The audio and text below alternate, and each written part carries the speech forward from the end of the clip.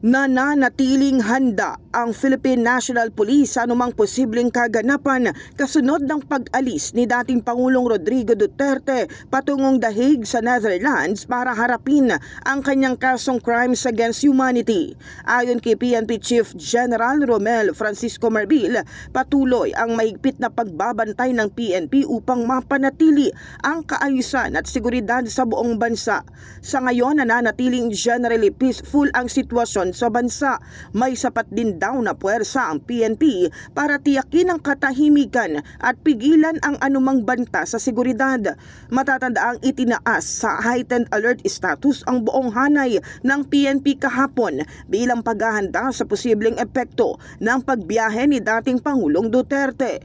Samantala, tiniyak naman ng Armed Forces of the Philippines na nananatili itong nakatutok sa pangunahin nilang misyon na tiyakin ang seguridad ng bansa.